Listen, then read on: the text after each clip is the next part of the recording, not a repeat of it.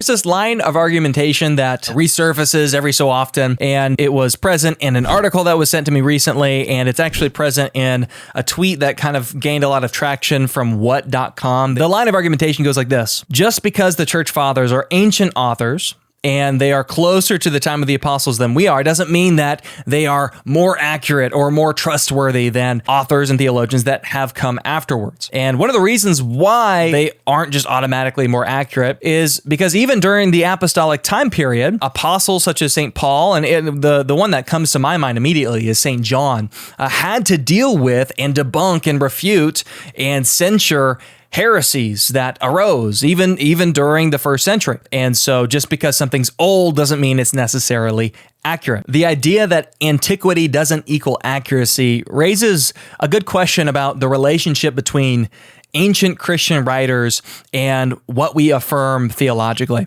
But the reason why I think it's misleading, especially for non-Catholics, is because I think it introduces a false dilemma. If antiquity doesn't equal accuracy, it's often assumed that antiquity isn't special, right? It isn't an important thing for your doctrines to be found in or not contradicted by what is written by the early church. When we might tell our Baptist friends, hey, look, the early church unanimously affirmed baptismal regeneration, the response is often like, well, just because they're old doesn't mean they're right. So I'm just going to go with what I think the Bible says about baptism, and I can basically discard the witness of the church in these ages that we can see a discernible baptismal theology. Christianity is a revealed religion.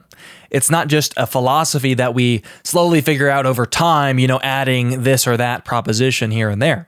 It's revelation. It has to do with what God has said. And since we believe as Christians that public revelation ceased at the death of the last apostle, even if antiquity can contain error, which we all concede it does, it must at least contain the deposit of faith, the collection of truths passed down from the apostles. You can't have, the church that Christ established universally affirm some sort of heresy or some error that contradicts revealed doctrine from the very beginning. And so in the Catholic view, this doesn't mean that, every doctrine has to be, explicitly and positively asserted in the very earliest documents that we have. But what it does mean is if it can be shown that a specific doctrine has its origin and first promulgation, so to say, after the apostolic times, if it's a genuine novelty, it cannot be a part of the deposit of faith. Antiquity doesn't automatically equal accuracy, but novelty always equals inaccuracy. And that's one